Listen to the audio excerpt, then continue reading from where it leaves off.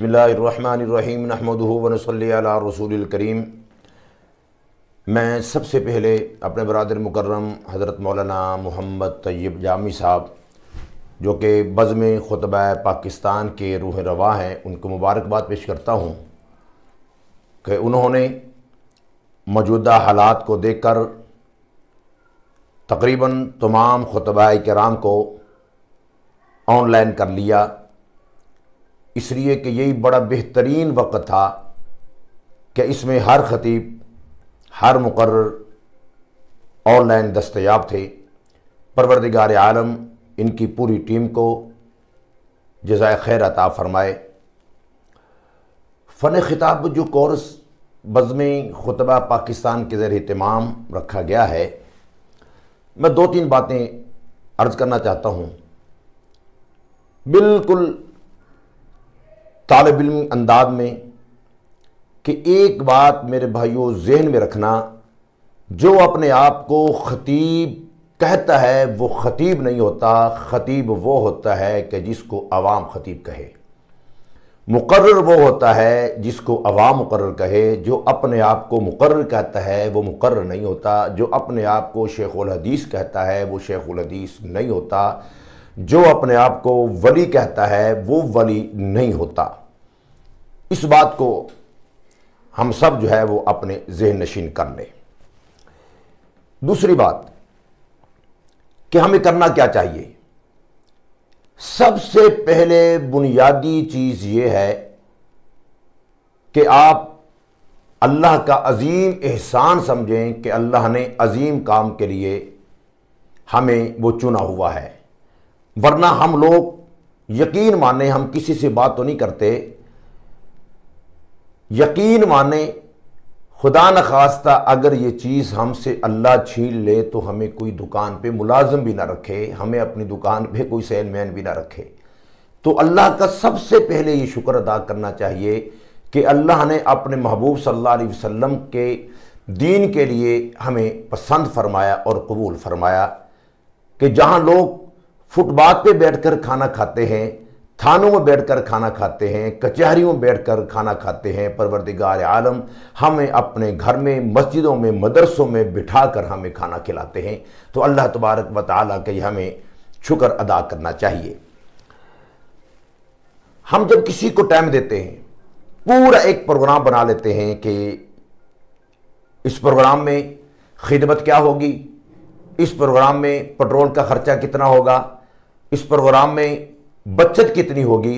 याद रखना, जिस काम में इखलास नहीं होगा उस काम के अंदर कभी बरकत नहीं होती। चाहे आप सारी रात खताब झाड़ते रहें, लेकिन इखलास का होना ज़रूरी है।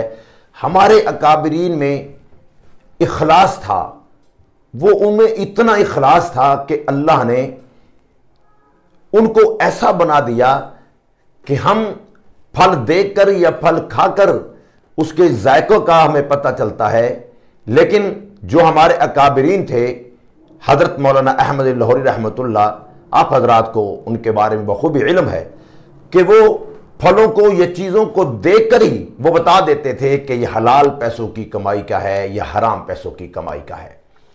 और यहां तक कि पैसों की बात है, तय करने की बात है, हमारे किसी अकाबरीन में से किसी अकाबिर ने अपने बयान के लिए, अपने प्रोग्राम के लिए, तबलीगी मिशन के लिए कभी किसी से पैसों का मुतालबा नहीं किया। तो फिर मुझे ये बताओ कि उनको अल्लाह ने किस चीज़ की कमी आने दी है। हज़रत मौलाना अहमद लाहौरी रहमतुल्लाह का एक क्लास फेलो था, बड़ा ही मालदार था, बड़ा ही पैसे वाला था, वो कुछ आगे चल ना सका, पढ़ ना सका। तो एक मरतबा शेरावाला में हज़रत लाहौरी रहमतुल्लाह के पास आए, कहने लगा, हज़रत जी मेरे हज का प्रोग्राम है तो आप मेरे साथ चलें। आपके पास पैसा नहीं, मेरे पास पैसा है, मैं आपको हज पे ले जाना चाहता हूं। तो हज़रत लाहौरी रहमतुल्लाह ने फरमाया कि नहीं नहीं, मैं तेरे साथ तेरे खर्चे पर जो है वो हज पे नहीं जाऊंगा, बल्कि तू और अपने दीगर रुफ़क़ा को भी मेरे साथ हज पे भेज सकता है, मैं उन सब का खर्चा खुद उठाऊंगा। तो उसने कहा, हज़रत जी वो पैसे कहां से आ गए। लाहौरी रहमतुल्लाह फरमाने लगे, तो मुझे ये बता, ये तेरी फैक्ट्री है, उस फैक्ट्री की महाना आमदन कितनी है। उसने जितने भी बताए कि इतने मेरी महाना आमदन फैक्ट्री से है, तो हज़रत लाहौरी रहमतुल्लाह ने मुस्कुरा कर फरमाया कि तेरी महीने की जितनी आमदन तेरी फैक्ट्री से है, लाहौरी उससे ज्यादा रोजाना सदका देता है। कोई कमी आई किस चीज की? कोई किसी चीज की कमी नहीं। गवर्नर कह रहा है हजरत ही निकाह पढ़ाना बेटी का, हजरत लाहौरी रहमतुल्लाह ने शर्तें लगाई थी कि मैं 10 मिनट से ज्यादा नहीं ठहरूंगा, तो मैं पैसे नहीं लूंगा। तो मेरे दोस्तों मुझे बताओ, अल्लाह ने उनको किस चीज की कमी आने दी? खुदा की कसम, आज वो कब्रों में चले गए। आज भी लोगों की तो बादशाहों की हुकूमतें बिल्लों पे होती है, मुल्कों पे होती है। ऐसे अल्लाह वालों की जो लोगों से बेनियाज थे, कभी दिल में हिर्स नहीं रखा, लालच नहीं रखा, अल्लाह ने उनको वो मकाम भी दिया, अल्लाह ने वो शान उनको दी कि आज कब्रों में भी चले गए और कब्रों में जाकर भी आज इंसानों के दिलों पर वो हुकूमत कर रहे हैं। तो इसलिए बुनियादी बात ये ज़हन में रखना कि कभी भी पैसों का मुतालबा नहीं करना। और इंशाअल्लाह मैं अपने तजर्बे की बात आप हजरात के सामने रखना चाहता हूं। आप तजर्बा कर लें, पैसों की बात आप सामने ना रखें, मुतालबा ना करें। आपको बाकायदा महसूस होगा कि जो मैंने मुतालबा नहीं रखा, जो मैंने बयान किया, जो मैंने तकरीर की, उसमें रूहानियत आपको नजर आएगी। उसमें आपको बाकायदा महसूस होगा कि ये ऐसी ऐसी अल्लाह ने मेरे दिल में बातें डाली हैं जो मैंने शायद किताबों में पहले ना पढ़ी हों। इल्हामी बातें अल्लाह तबारक व तआला की तरफ से जारी हो जाती हैं। तो मेरे भाइयों, एक चीज इससे बाज आ जाए, वरना एक बात जहन में और रखना, जो खतीब पैसे लेकर बयान करता है, याद रखना उसका अंजाम जो है वो अच्छा नहीं होता। मेरी बात आप कुछ दोस्त जो है वो समझ गए होंगे। अगर कोई दोस्त मेरी इस बात से नाराज हुए हैं, मैं उनसे माजरत चाहता हूं। तो मेरे दोस्तों, इमाम अहमद बिन हम्बल रहमतुल्लाह ने बताओ क्या लोगों से लिया था, लेकिन आपको मालूम है कि इमाम अहमद बिन हम्बल रहमतुल्लाह के जनाजे में 10 लाख आदमी शामिल हुए। हालांकि उस वक्त आबादियां भी इतनी नहीं थी, मोबाइल सिस्टम भी नहीं था। एक अगर यहां पर मकान है, दूसरा मकान 15-20 किलोमीटर के फासले पर है, उसके बावजूद भी नेटवर्क भी नहीं, कुछ भी नहीं, लेकिन इमाम अहमद बिन हम्बल रहमतुल्लाह के जनाजे में 10 लाख आदमी शिरकत की। तो मेरे दोस्तों, परवरदिगार आलम किसी चीज की कमी नहीं आने देते जब उसका काम किया जाए, जब उसके नबी का काम किया जाए तो किसी चीज की कमी नहीं आती। मैं आपको प्रैक्टिकल तौर पर एक बात अर्ज करता हूं। अल्हम्दुलिल्लाह साल में 1-2 मरतबा मेरी हाजिरी होती है अरब अमारात में। तो जब मैं पहली मरतबा गया हूं, कौंसलेट यहां पर एक छुट्टी पे आया हुआ था, मोहम्मद शाहिद उनका नाम था। मैं जुमा पढ़ा रहा था, तो वो बाजार से गुजरा, तो जुमा पढ़ा उसने, तो उसके बाद मुझे उसने दावत दी कि आप जो है वो अबू ज़ैबी आए, वहाँ पर हमारे जो स्कूल है पाकिस्तानी स्कूल तो हमारा उनका सालाना प्रोग्राम होता है, तो हम वहाँ पर आपको मदऊ करना चाहते हैं। तो मैं वहाँ पर गया, तो वहाँ का शहजादा आया हुआ था, मोहम्मद नासिर उसका नाम है। तो मैंने जब वहाँ पर बयान किया, वो उर्दू समझता था, तो उसने बाद में मुझे पैसे दिए जो कि पाकिस्तानी काफ़ी पैसे बन जाते थे। उन्होंने मुझे जब पैसे दिए, मैंने उनको ये कहा, मैंने कहा नहीं, हम नहीं लेते। हम जब मदरसों में पढ़ते थे, हमारे उस्ताद ने हमें यही बात समझाई थी कि जब दीन का काम करना हो तो फिर दुनिया की लालच जहन में ना रखना।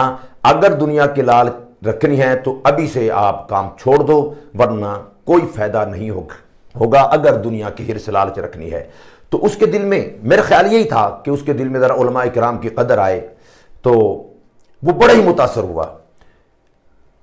अगले प्रोग्राम में फिर गया, तो उसी मुझे शहजादे ने इतने पैसे दिए और मजबूर करके मुझे दिए कि आप उसका तसव्वुर भी नहीं कर सकते। उन्होंने कहा जी कि हमारी अरबों की रवायत है कि हम मेहमान को वैसे नहीं जाने देते। अब मुझे बताओ, पहले जो पैसे उनके मैंने हजारों थे वो मैंने छोड़े, अल्लाह ने उसी बंदे से मुझे लाखों रुपए दिला दिए। तो इसलिए एक और बात मैं अर्ज करना चाहता हूं। हमारे बहुत से हमारे मशहूर एक बड़े मुहक्किक हैं, मैं उनका नाम नहीं लेना चाहता। एक जगह पर हम इकट्ठे प्रोग्राम में थे, तो जब हम प्रोग्राम से फारूक हुए तो हमारे एक दोस्त मौलाना अब्दुल शकूर हक्कानी साहब, उन्होंने गाड़ी निकाली, तो उन्होंने कहा जी कि मैं हजरत साहब को छोड़ने जा रहा हूं। मैंने उससे पूछा कहां छोड़ने जा रहे हो? कहते लारी अड्डे पे जा रहा हूं। मैंने कहा क्यों? कहने लगे जी इन्होंने अपने गुजरा वाले घर जाना है, तो वहां से मैं वैगन पे उठा दूंगा। अब यकीन माने 87-88 की बात है, जब मैं फैसलाबाद मामू कंजन पढ़ा करता था, तो उस वक्त वो बयान करने हमारे मदरसे आते थे, यानी इतने पुराने वो खतीब, इतने पुराने बुजुर्ग। तो मेरे दिल में ख्याल आया कि यार ये देखो इतने बड़े अल्लाह वाले हैं, तो इनके पास अभी तक गाड़ी नहीं और हम तालिब इल्म होकर गाड़ी में फिर रहे हैं। तो मैंने अपने बेटे को कहा कि यार घर बाद में जाएंगे, पहले बुजुर्गों को हम गुजरांवाला छोड़ करने जाते हैं। तो शैतान था ना, वो पट्टी उसने पढ़ाई कि यार ऐसी 2-3 हज़ार का जो है वो आपका पेट्रोल लग जाएगा, 2-3 घंटे आने जाने में लग जाएंगे। लेकिन मैंने कहा कि यार नहीं, इनको हम छोड़ कर ही आएंगे। तो बेटा गाड़ी चला रहा था, मौला ज़हद राशिद साहब को वो हम उनके घर उनको छोड़कर आए, तो उन्हें बड़ी मुझे दुआएं दी। अब यकीन माने 2-2.5 हज़ार रुपये मेरा लगा होगा। मैं दिल में ख्याल कर रहा था कि ये किसी बुजुर्ग की खिदमत करने से अल्लाह ताला इंसान को बहुत कुछ देता है। मैं वापस आया तो मेरी कुछ अमलियात की लाइन है, तो मैं जोहर की नमाज के बाद मैं जब बैठा हुआ था अपने उस रूम में, तो एक खतून आई जो कि पहले भी मेरे पास आती थी, कभी उसने मुझे कभी हदिया नहीं दिया था। उस वक़्त उस दिन जब वो आई, यकीन माने झूठ की बात नहीं है, उसने अपने पर्स से मुझे 40,000 रुपये निकाल कर दिए। कहने लगे कारी साहब, सुबह के मेरे दिल में बार बार बात आ रही थी कि कारी साहब ने हमसे कभी हदिया नहीं मांगा, तो आज मुझे देना चाहिए। मैंने उसी वक्त फौरन सोचा, मैंने कहा कि वो 2,000 रुपये जो बुजुर्गों पे हमने लगाया था, घर छोड़कर आए थे, तो अल्लाह ने मुझे उसके बदले 40,000 दे दिए। मैं कसम उठाकर कहता हूं, आप इसका तजर्बा करें तो इंशाअल्लाह आप देखना अल्लाह आपको कितना नवाजता है। एक जगह पर हम गए खानेवाल में, बयान के बाद मुझे उन्होंने हदिया दिया, मैं वापस लाहौर आ गया। अगले दिन उन्होंने मुझे फ़ोन किया कि कार साहब आप खुश हो? मैंने कहा यार अल्हम्दुलिल्लाह, मैंने कभी इस मौजू पर कभी किसी बात नहीं की। मैंने कहा मैं बहुत खुश हूँ। उन्होंने कहा ये कि जो आपके साथ एक मुल्क पाकिस्तान के नहीं पूरी दुनिया के मशहूर व मारूफ नात खान है, तो हमने जब उनसे भी टाइम लिया तो उन्होंने हमसे तय किया कि मैं इतने पैसे लूँगा। तो हमने कहा ठीक है जी, हम आपको इतने पैसे देंगे। तो जितना उन्होंने, वो कहने लगे जितना उन्होंने तय किया था हमने उतने ही उनको दिए, और आपको उनसे 10,000 ज्यादा दिए हैं, इसलिए कि आपने हमसे इस मौजू पर बात ही नहीं की। वो कहने लगे कि अगर वो हमारे नात खान अगर हमसे तय न करते, हमने उतने ही पैसे देने थे जितने आपको दिए हैं, यानी उनकी जो तयशुदा रकम उससे ज्यादा 10,000 हमने देना था। लेकिन जब उन्होंने तय कर लिया, हमने कहा जब जो तय करके लेता है हम उन हिसाब से उनको देते हैं, और जो बगैर तय के हमारे पास आए हम उनको उनसे 10,000 रुपया ज्यादा देते हैं। मेरे कहने का मकसद ये, एक चीज इस बात को जहन में रखना कि कभी मुतालबा ना करें।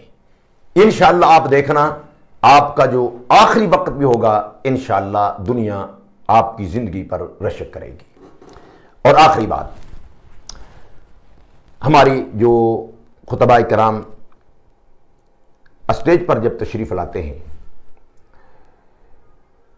उनके बाद जब कोई और किसी खतीब ने आना होता है, हमारी एक बड़ी कमजोरी है कि हम स्टेज पर बैठकर या उस मेहमान खाने में बैठकर हम इंतजामिया को बहुत मजबूर कर देते हैं किसी बात पे भी, मेरा बयान जल्दी कराओ, मैंने जल्दी जाना है, मैं लेट हो रहा हूं। भाई ये देखें, जिसने आपको बुलाया जरूरी नहीं वो मदरसे का तालिब इल्म हो, जरूरी नहीं है कि वो आलिम हो, जरूरी नहीं है कि वो खतीब हो, जरूरी नहीं है वो इमाम हो। भाईजान वो दुनियादार भी हो सकता है, मोहल्लेदार भी हो सकता है। तो वो क्या कहेगा कि यार ये खतीब है, ये मुकर्रर है, इसको हमने दावत दी। नहीं नहीं, ये बात गलत है। जो आप उनसे बात करो इस मौजू पर, पहले बात कर लो कि मेरा बयान कब होगा, उस हिसाब से अब तशरीफ ले जाए। अगर कोई आगे पीछे वक्त हो जाता है तो कोई हर्ज नहीं, कोई कबाहत नहीं। हमारे अकाबरीन सारी सारी रात बैठा करते थे, बयान के बाद भी वहां पर बैठा करते थे। उन हजरात का ये बहुत बड़ी कुर्बानी है। तो और फिर एक और बात भी जहन में रखना, जब हम अपने उस रूम में बैठते हैं, कमरे में बैठते हैं, बहुत से लोगों को हमने देखा कि वो लायानी गुफ्तगू करते हैं, ऐसे मजाक में पड़े होते हैं। भाई देखो तो सही, आप अपनी लाइन के बंदे से मजाक में लगे हुए लायानी गुफ्तगू अगर कर रहे हो, तो जो साथ बैठे मोहल्लेदार, आपकी इस्तकबालिया के लोग, आपका इस्तकबाल करने वाले, आपका हाथ चूमने वाले, आपके जूता उठाने वाले, आपकी पगड़ी को चूमने वाले, आपका माथा चूमने वाले, उन पर हमारा क्या असर पड़ेगा? ये बात इंतहाई गलत है। मौके को देखो, मौके की मुनासबत से बात करो। और जब हम माइक पे आते हैं, हमारे अंदर बहुत बड़ी ये कमजोरी है कि हम ऐसे ही लोगों को कहना शुरू कर देते हैं, ओ भाई ये तुम पीछे हट जाओ, तुम आगे आ जाओ, ये दाएं वाले इधर हो जाएं, ये बाएं वाले इधर हो जाएं, ये सज्जे हो जाओ, खब्बे हो जाओ, मुझे आपने ये टाइम दिया है, मौलवी साहब को ऐसा करना नहीं चाहिए था। ना ना ना भाई, ये बात गलत है। इसका इंतहाई बुरा असर मजमे पर पड़ता है। और तजर्बे की बात अर्ज करने लगा हूं।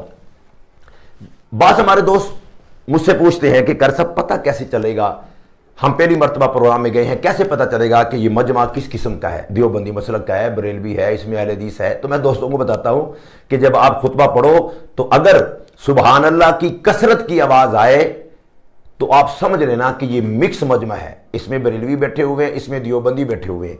और अगर ये स्लो आवाज आए सुबहान अल्लाह की इब्तदाई में, तो समझ लेना कि इसमें देवबंदी जो है वो बैठे हुए हैं, ज्यादातर देवबंदी हैं। और जहां बिल्कुल ही आवाज ना है तो समझ लिया करो ये अल्लाह का बहुत बड़ा हम पर इम्तिहान, माली इम्तिहान है कि इसमें गैर मुकल्लद भी बैठे हुए हैं।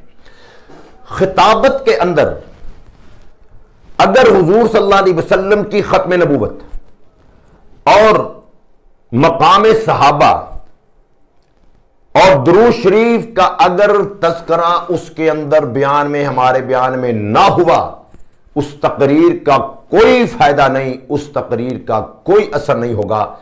हमारे खुतबा जो नए, पुराने की बात नहीं कर रहा, जो नए खुतबा होते हैं वो अपने काबरीन की तर्ज को देखते हैं। भाई क्या करते हैं, वो काबरीन की जो तर्ज थी वो उस वक्त मजमा और किस्म का था, माहौल और किस्म का था, वो सारी सारी रात बयान सुनते थे। अब लोग भाई 10-11 बजे के बाद खाने के इंतजार में होते हैं, 10-11 बजे के बाद इमाम काबा को बिठा लें, मस्जिद नबी के इमाम को बिठा लें, लोगों का बैठना बहुत मुश्किल हो जाता है। तो इसलिए मेरे दोस्त बुजुर्गों, इस बात का जो है वो आप लोग ख्याल रखें कि अल्लाह ने हमें जहां बिठाया हुआ है, अल्लाह ने वो मकाम जो शरफ हमें अता फरमाया है, हम इस काबिल नहीं थे, लेकिन अल्लाह ने हमें इस काबिल जो है वो बना दिया है। और आखिरी बात कह के मैं बात जो है वो खत्म कर रहा हूं। हमारे खुतबा किराम इब्तदाई 15-20 मिनट गुफ्तगू या आधा घंटा सिर्फ बातों में लगाते हैं। मैं पुराने खतीबों की बात नहीं कर रहा, मैं जो हमारे नए खुतबा है उनके लिए मैं बात अर्ज कर रहा हूं। भाई ज़हन में रखना,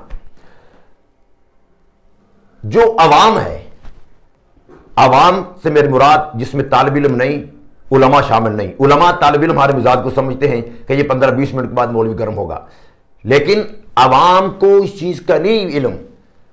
जब आप 15-20 मिनट आपने ऐसे ही लगा दिए तो अवाम ये समझती है कि इस मौलवी के पल्ले कुछ नहीं, ये टाइम सारा ऐसे ही जाया करेगा, तो वो उनमें जो दुनियादार लोग होते हैं वो उठकर चले जाते हैं। इब्तदा में जो मौजू आपने पकड़ा है वो 10-15 मिनट उस मौजू के मुताबिक आप टक्का कर लगाएं, जिसमें कुरानी आयात भी हों, अहादीस मुबारक भी हों, अपने अकाबरीन का तज़किरा भी हो, और उसके बाद एंड में भी आप बिल्कुल ऐसा स्टाइल अपना कर रखें कि जो आपको 35-40 मिनट, आधा घंटा, घंटा मिला है, तो आप इश्तिहार के जो मौजू है उसके मुताबिक आपने गुफ्तगू करनी है। दौरान गुफ्तगू मजमे को कंट्रोल करने के लिए अपने मौजू के हवाले से कोई बात, कोई लतीफ़ा, कोई कहानी ऐसी सोच कर जाएं कि जो 2-3 मिनट से ज़्यादा का ना हो, उस अपने मौजू के मुताबिक वो आप ज़रूर बताया करें, बयान किया करें। इसमें मजमा जो है वो बोर नहीं होता। याद रखना, सहाबा किराम के ईमान के बारे में कुछ शक शुबा की कोई गुंजाइश नहीं। हुजूर अकरम सल्लल्लाहु अलैहि वसल्लम जब सहाबा किराम में गुफ्तगू फरमाते थे और आप जब महसूस फरमाते कि गुफ्तगू मेरी ज़्यादा लंबी हो गई है और सहाबा किराम में कुछ महसूस फरमाते हैं कि ये थकावट कोई महसूस हो रही है, तो हुजूर सल्लल्लाहु अलैहि वसल्लम मौजू चेंज करके कोई ऐसी गुफ्तगू फरमा लेते जिससे सहाबा किराम हंस पड़ते, कोई ऐसी बात वसल्लम फरमा देते, फिर अपना मौजू दोबारा जो है वो शुरू कर देते। तो जो मौजू शुरू किया गया है एंड जो है वो उसी मौजू पर हमारा होना चाहिए। बाकी बस 1-2 मिनट आप हजरात के लूँगा। तो जब आप प्रोग्राम से फारिग हो जाएं, कोशिश कीजिए कि आप रात उस जगह पर ना गुजारें। मालूम नहीं होता कि वहाँ का माहौल क्या है, किस किस्म का माहौल है, कैसा है। खुदा न खास्ता को बाद में हालात ख़राब ना हो जाए, बाद में को मौलवी साहब से ना पूछे कि भाई तुमने जो है ये जैसा लेट कर दिया, तुमने फलां को नहीं बुलाया, मुझे बुला लिया, मुझे नहीं बुलाया, उसको बुलाया। तो इसलिए अल्लाह ने गाड़ी दी है, तो फिर उसी वक्त बयान करने के बाद खाना चाने से फारूक हो जाएं और वहां से फिर निकले। अगर वो लिफाफा जब देते हैं तो भाइयों लोगों के सामने पैसे नहीं गिनने, लोगों के सामने लिफाफे नहीं निकालने, इसलिए कि दुनियादार यही समझते हैं कि ये मौलवी साहब फीसबिल्लाह तशरीफ लाए हैं। तो लोगों को नहीं मालूम कि ये मौलवी साहब 15-20 हज़ार, 25 हज़ार, 30 हज़ार रुपये लेकर गए हैं। अगर लोगों को इल्म हो गया और लोगों के सामने आपने पैसे गिन लिए तो लोग दोबारा याद रखना कभी ज़िंदगी में आपको अपने इलाके में नहीं आने देंगे और उस मस्जिद के इमाम खतीब को अपनी मस्जिद में नहीं रहने देंगे। इसलिए लालच ना रखें, मिल गया तो वापस आए, रास्ते में गिने, बाहर आकर गिने। वो एक मरतबा ऐसा हुआ कि हमारे एक दोस्त नाथ खान है, हम मियाँ वाले के प्रोग्राम में गए। उस वक्त ये 5 रुपये जो है ना वो कागज़ के नए नए चले थे। तो मेरे साथ एक मेरे दोस्त भी थे, वो अड्डे पे ना जी वो चले गए बाथरूम में। तो आधे घंटे के बाद जो है वो निकले। तो मैंने कहा यार इतनी देर लगा दी। कहने लगे कर साहब वो 5 रुपये के जो लोगों ने हमें दिए 5-5 रुपये कागज़ के, उसको गिनने में और सीधा करने में बड़ा वक्त लग गया। अब मुझे ये बताओ कि जो बाथरूम में बंदा पैसे गिनता हो, हाँ जी, बाहर आदमी मेरे साथ खड़ा है, हाँ जी, दुनियादार बंदा है, तो उसके सामने आकर उसने बात की। उसने कहा यार ये मौलवी तो कहते हैं कि लैटरिन बोलना नहीं चाहिए था, ये मौलवी पैसे लैटरिन जा गिन दे। ओ मेरे भाइयों ये चीज़ें देखनी पड़ेंगी कि आपके साथ कौन है, आपके पास कौन खड़ा है। ये मौलवी नहीं है, इमाम खतीब अगर नहीं है, मोहल्लेदार है, इंतज़ामिया का बंदा है, उसके साथ वो जैसे वो चाहते हैं, जैसे हमसे उसकी उनकी तवक्कुआत हैं, हम उसके मुताबिक चले। मेरी यही गुजारिशात थी। तालिब इल्म हूँ इसलिए मैंने उसी अंदाज में आप हजरात के सामने बातें रख दी।